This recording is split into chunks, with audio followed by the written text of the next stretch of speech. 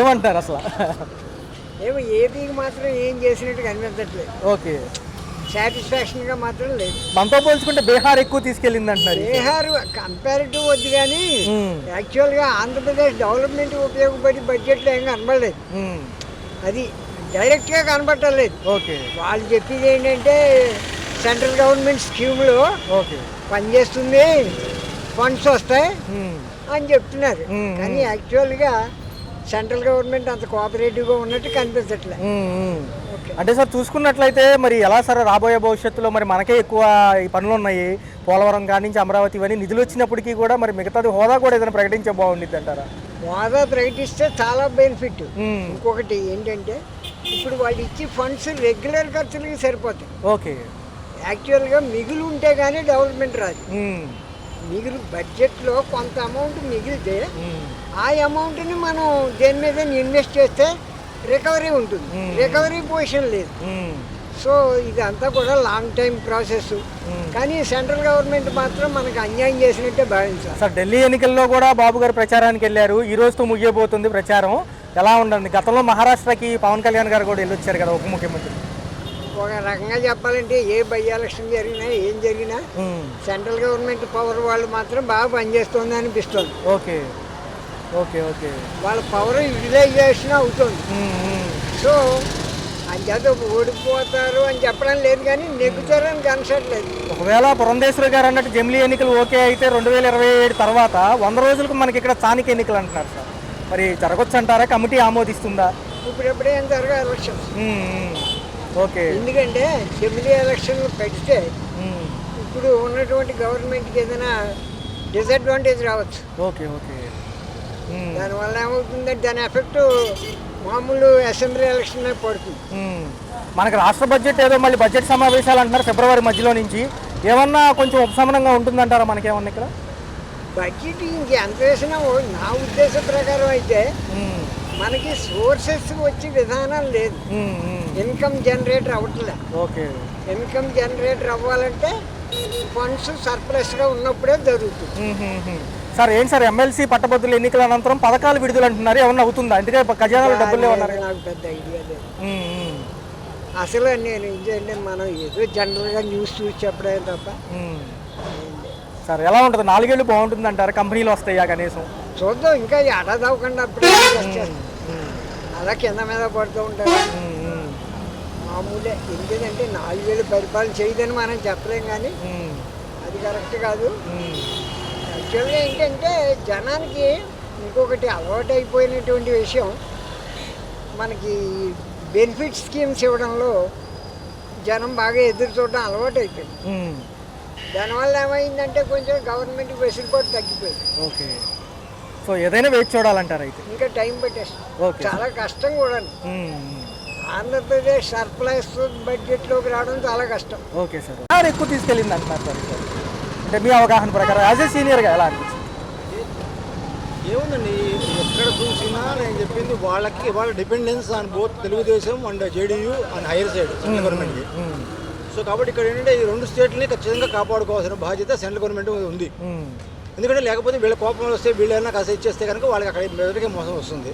అలానే నేను చెప్పింది ఏంటంటే ఈసారి కన్జంప్షన్ మీద ఎక్కువ ఫోకస్ చేశారు. అంటే ఏంటంటే సగటు పౌరుడి దగ్గర డబ్బులు మిగిలితే అది ఖర్చు పెడితే మన రొటేషన్లోకి వస్తుంది, దాన్ని బట్టి మన ఇన్ఫ్లేషన్ తగ్గుతున్న ఉద్దేశంతో.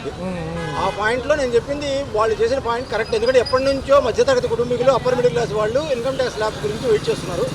అది ఈసారి ఈ బడ్జెట్లో కొంత కనికరించినట్టుగా కనబడుతుంది నిర్మలా సీతారామన్ గారు మన మీద. అంటే సార్ 2027 జమిలీ ఎన్నికలకి ఇదేమన్నా కొంచెం ముందు కసరత్తు అంటారా? ఇలాంటి ఏమన్నా బెనిఫిట్స్? అంత జమిలీ ఎలక్షన్స్ అనేవి అంత ఈజీ కాదు సార్, అంత గబ్బుకునేవి పెట్టలేరు. అదే ఒకవేళ యాక్సెప్ట్ అయిన దగ్గర ఢిల్లీ ఎలక్షన్ జరగవు. సో కాబట్టి అలా ఏముండదు సార్, అంత ఈజీ అయిన టాస్క్ కాదు గవర్నమెంట్ కూడా. సార్ ఇప్పుడు ఇవాళ ఏ గవర్నమెంట్ అక్కడ సెంటర్లో ఉన్నా కానీ నేను చెప్పి అందరికీ కత్తి మీద సాములు అంటే వ్యవహారమే. ఎవరు కూడా యూనిలాటరల్ డెసిషన్స్ తీసుకుని డబ్బులు చేసే పరిస్థితి లేరు. ఉన్న గవర్నమెంట్ అన్నింటిలో కూడా ఇది మెరుగు గవర్నమెంట్. ఎందుకంటే బీజేపీ గవర్నమెంట్ సింపుల్ ఒకటే రీజన్ ఏంటంటే మిగతా ఏ వచ్చినా అతుకులు పోతా ఎవరికి వాళ్ళకి వెస్టెడ్ ఇంట్రెస్ట్ ఉన్నాయి. Okay sir. సో కాబట్టి ఎవరు కూడా వచ్చినా నిలబడలేరు. ఎవరు వచ్చినా కానీ నేను చెప్పింది వాళ్ళ కుమ్ముగారు కూడా దిగిపోవడమే తప్ప నేను చెప్పి ఫోకస్ అనేది country focus, country development, safety మీద కాన్సన్ట్రేట్ చేయలేరు. అట్లీస్ట్ బీజేపీ గుడ్డిలో మెల్ల ఏంటంటే ఆ పని చేయగలుగుతుంది. అంటే సార్ కొనుగోలు శక్తి పెంచడానికే ఇవన్నీ అంటున్నారు, చూడొచ్చా ఈసారి అన్న కొంచెం? డెఫినెట్గా పెరుగుతుందండి. ఎందుకంటే అది ఆ మెయిన్ పర్పస్ అది. బడ్జెట్ ట్యాక్స్ ఎగ్జామ్షన్ ఎందుకు ఇచ్చారంటే మధ్యతరగతి కుటుంబీకుని కొంచెం పెంచడానికి కోసమే ఇచ్చారు. ఖచ్చితంగా ఇది ఖచ్చితంగా చేయూతిస్తుంది, కొనుగోలు శక్తి పెంచుతుంది. అందుకనే ఏంటంటే యాక్చువల్గా ఆ దిశగానే ఈ బడ్జెట్ ఉందని మనం భావించాలి. మన రాష్ట్రాలకు సంబంధించి 8 నెలల పాలనలో పథకాలకు కొంచెం సమయం పడుతుంది అంటున్నారు, నిజంగా ఎంతవరకు ఇవ్వచ్చు ఉచితాలు? ఖచ్చితంగా పడుతుందండి. ఎందుకంటే ఇంతకుముందు టోటల్గా బ్యాంక్రప్ట్ అయ్యాం, మన స్టేట్ బ్యాంక్రప్ట్ అయింది. ఏ పరంగా చూసినా కానీ అభివృద్ధి అనేది పూర్తిగా ఉండిపడింది. ఖచ్చితంగా తెలుగుదేశం గవర్నమెంట్ కూటమి ప్రభుత్వం ఏం చేస్తుందంటే ఆ డైరెక్షన్గా, ఆ దిశగా ఒక సరైన అవగాహనతోనే వెళ్తుందని నేను పర్సనల్గా భావిస్తున్నాను. ఏదైనా 4 years చూడాలంటారు? డెఫినెట్గా చూడాలి, డెఫినెట్గా పడుతుంది, టైం పడుతుంది. ఎందుకంటే బాడీ చేసిన తొందరగా బాగు చేయడం కుదరదండి ఏది కూడా. Destruction is more easier than that of the construction. ఈ లోపల పోలవరం, అమరావతి, విశాఖ ఉక్కు ఇవన్నీ హెల్ప్ అవుతాయి సార్? డెఫినెట్గా వెళ్తాయండి. ఖచ్చితంగా పోలవరం మంచి డైరెక్షన్లో వెళ్తుంది. విశాఖ ఉక్కుకి ఆల్రెడీ ప్యాకేజ్ ఇచ్చారు, దానికి అది కూడా మంచి డైరెక్షన్లో వెళ్తుంది. సో కాబట్టి ఖచ్చితంగా they are going in the right path only. That is the only అపరెంట్గా బయటికి కనబడేది అంటే అలా కనబడుతుందండి. ఖచ్చితంగా వాళ్ళు మంచి డైరెక్షన్లో వెళ్తున్నారని భావించాలి మనం. అది ఖచ్చితంగా ముందుకు ఆ సభ్య తీసుకునే మనందరం కూడా వెళ్తున్నామని భావించాలి. పరిస్థితులు ఎలా ఉన్నాయి? బడ్జెట్లు ఓకేనా? ఆంధ్రప్రదేశ్కి వచ్చే 4 ఏళ్ళు ఎలా ఉండబోతుంది?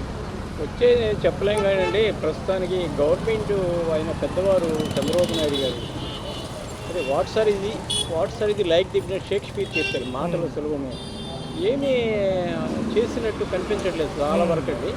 ఇప్పుడు ఒక ఆడపిల్లకి 1500 అలా చెప్పారు కదా, వాళ్ళకి ఇవాళ ఈరోజు ఎలక్షన్ పెడితే అసలు డిపాజిట్ రావాలి, అలా ఉంది. మరి ఎందుకు అలా చెప్పారు? పదవి కోసమే, పరిపాలన కోసం చెప్పినట్టు టోటల్గా రోజు పేపర్ చదివే వాళ్ళకి పరిస్థితి చూసి వాళ్ళు అనిపిస్తుందండి. అయ్యా చంద్రబాబు నాయుడు గారిని దూషించే చంద్రబాబు నాయుడు గారిని నేను విమర్శించడం కాదు, కానీ చాలా తప్పు మాట్లాడారండి.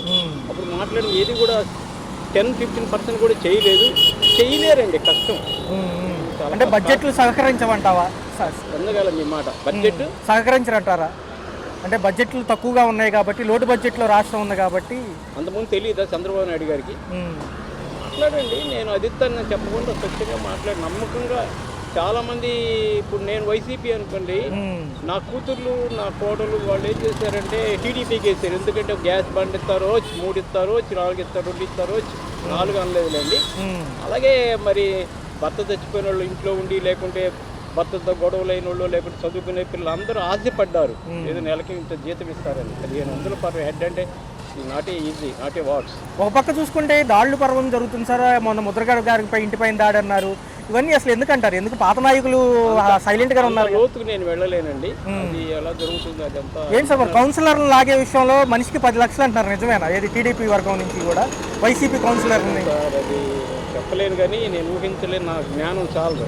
కానీ చంద్రబాబు నాయుడు గారు చెప్పిన ఏది చేయట్లేదని ఇప్పుడు ప్రజల్లో ఉందండి, అంత అబద్ధం చెప్పారని. అలాగే ఇప్పుడు ఈయన ఉన్నారు పవన్ కళ్యాణ్ గారికి బాధ ఉంది, ఇలా చెప్పారు చేయలేమా, చెయ్యాలి అనే ఆశ ఉంది ఆయన కూడా. ఇప్పుడు విధంగా చెప్పాలంటే ఇది మండుబారు. అది రేపు ఆయన ఒకవేళ సీఎం అనకూడదు, ఆయన అవుతాడు అవ్వాలని నేను అనుకోవట్లేదు, వద్దని కూడా అనుకోవట్లేదు, కానీ పరిపాలన మాత్రం చెప్పినట్టు ఏది జరగట్లేదు సార్. ఇబ్బందిగా ఉన్నారు చాలామంది, లేబరు బాధపడుతున్నారు. ఇస్తారు అనుకున్నాము, స్టూడెంట్స్ కూడా సక్రమంగా వాళ్ళకి ఇవ్వట్లేదు అనేది వినపడుతుంది. తదుపరి ఎలా ఉంటుంది సార్? 4 years డెవలప్మెంట్ కష్టం సార్. ఇలా ఉంటే అసలు కష్టం. ఇలా కంటిన్యూ అయితే ఏదో అన్న క్యాంటీన్ పెట్టారు, అది కొందరికే అది అందరూ కూడా అది ఆశంత దీనిలో ఏదో ఉందనుకోవడం కూడా అది 5 to 10% పోలింగ్ ఓట్లు పడచ్చు వాళ్ళు. కానీ చాలా కష్టంగా బాగాలేదు సార్. టోటల్గా అనుకున్నది జరగలేదు, జరుగుతుందని నమ్మకం కూడా ప్రజలకు పోయింది అంటున్నారు కదా ఈసారి. నేను అంత నాలెడ్జ్ లేదు కానీ ನೀವು నన్ను అంత డీటెయిల్గా అడిగితే అసలు మిడిల్ క్లాస్ కానీ కన్సర్న్ చేసినట్టుంటే ఎస్పెషల్లీ ఎంప్లాయీస్కి అది ఇన్కమ్ ట్యాక్స్ బిల్లింగ్ అన్నది లిఫ్ట్ చేశారు. దానివల్ల ఏంటంటే వాళ్ళకి పోయేంత అడ్వాంటేజ్. నేను ఇంతకుముందు పే చేస్తా ఉన్నాను, నెలకి వచ్చేటప్పటికి 40,000 పే చేస్తాను, 30,000 40,000 ఇన్కమ్ ట్యాక్స్ చేస్తాను. ఇప్పుడు ఈ బడ్జెట్ ప్రకారం చూస్తుంటే అంత పే చేయాల్సిన పనే ఉన్నదన్నమాట. ఒక ఏ విధంగా చూసినా కూడా ఈ budget good for the middle class people, there is no doubt about it. మనకంటే బీహార్కి ఎక్కువ లాభం, అది వాళ్ళ సంగతి మనకు అనవసరం. మనం చూసుకున్నట్టుంటే ఈ budget it is favourable to the middle class people. Poor పీపుల్కి ఎట్లా ఉంటుందని మనకు సాధారణ తెలియదు. ఎప్పుడైతే మిడిల్ క్లాస్ పీపుల్కి మామూలుగా వాళ్ళ మనీ వాళ్ళ ఎందుకంటే స్పెండింగ్ పవర్ పెరిగిందో మార్కెట్ కూడా రేజ్ అవుతానికి ఛాన్స్ ఉంటుంది. మార్కెట్ డెఫినెట్ గా రేజ్ అవుతుంది. వాళ్ళ స్పెండింగ్ పవర్ పెరుగుతుంది. జనాలకు కూడా హాయిగా ఓకేనా సార్. ఏంటి సార్ ఎలా ఉంది మన రాష్ట్ర పరిస్థితి చూసుకుంటే 8 నెలలు ఎలా అనిపించింది? ఇంకొంచెం టైం ఇవ్వచ్చు అంటారా మిగతా పథకాల వైపు కానివ్వండి? ఏదైనా మామూలుగా ఏడాది దాటితే కానీ 2 ఏళ్ళు కావాలయ్యా మినిమం. ఉద్యోగంలో చేరినా 6 నెలలు అవుతుంది కన్ఫర్మ్ అవుతాను. వాడు ఉద్యోగం ఉంటుందా అవుతా అని తెలియదు. ఉద్యోగం బాగాయితే 6 నెలల తర్వాత పీకేస్తాను. అందుకని 6 నెలల్లోనూ ఏడాది కాకుండా ఎట్లా ఉందంటే చెప్పడం కాదు. కొన్ని ఉద్యోగాలు అయితే 6 నెలలు ఏడాది తర్వాత తెలియదు. Takes time. కూటమి ప్రభుత్వం వైసీపీ కౌన్సిలర్లకు 10 లక్షల చొప్పున గేలం వేస్తుంది లాగడానికి అంటున్నారు. అవన్నీ మనకు అవసరం. ఎవరికి ఎంత తీసుకుని అది మన ఉద్యోగాలు. కొంతవరకు ఈ ముద్రగడ పద్మనాభం గారి పైన దాడి అవన్నీ కూడా మన ఓకే సార్. బడ్జెట్ లేని వరకు లేవు, ఉన్న వరకు ఉంది అంతే సార్. మరి చూసుకుంటే సార్ ఎలా అనిపిస్తుంది? ఏదైతే ఉందో ఈ విద్యుత్కి సంబంధించిన ఎలక్ట్రికల్ వెహికల్స్ పైన తగ్గిస్తామంటున్నారు. బాగానే ఎలక్ట్రికల్ తగ్గించి ఏం చేయాలి? ఎలక్ట్రికల్ ఎవరు లేనోడు కొన్నారా? ఎలక్ట్రికల్ లేదు కదా, ఇది ఆయన చేసుకుంటారు. బీహార్కి అత్యంతంగా లాభం జరిగింది, మనకేమి గుండు సున్నా అంటున్నారు ఈసారి. ఏమి లేదన్నయ్య, బాగానే ఉంది. ఎప్పుడో వచ్చేది కదా, కరెక్టే అన్నారు సార్. ఒక పక్క చూసుకుంటే ఈ ముద్రగడ పద్మనాభం గారి పైన ఈ దాడి అనేది ఎలా చూడాలి? ఎందుకంటే ఏమి తేడా లేదు, లేని వరకు లేవు, ఉన్న వరకు ఉంది అంతే. బడ్జెట్ వైసీపీ కౌన్సిలర్లకి తలకి 10 లక్షలు ఇస్తామంటున్నారు, లాగేస్తున్నారు. వాటి తలకి 10 లక్షలా? ఏం చెప్పాలో చెప్పకుంటే పోతే మంచిది. నిజమేనంటారు అసలు ఇవన్నీ? చెప్పకుంటే పోతా. తలకి 10 లక్షలు అంటే ఎక్కడ ఇస్తారు? మొదలే రేటు తక్కువ చేస్తే మంచిది. రేటు తక్కువ చేస్తే మనుషులు బతుకుతారు. రేటు ఎక్కువ వేసి పెద్దోళ్ళకు సరిపోదు. ఈ ఎమ్మెల్సీ పట్టభద్రుల ఎలక్షన్ అనంతరం ఉచిత పథకాలకు మళ్ళీ అమలు అంటున్నారు, జరుగుతుందా? డబ్బులు లేవంటున్నారు. ఒక పక్క ఇక్కడ ఉన్నోరు కరెక్ట్, ఈయన చెప్పానా ఆయన చేస్తారు. ఈయన చెప్పలేదు, చెప్తే ఆయన చేస్తారు.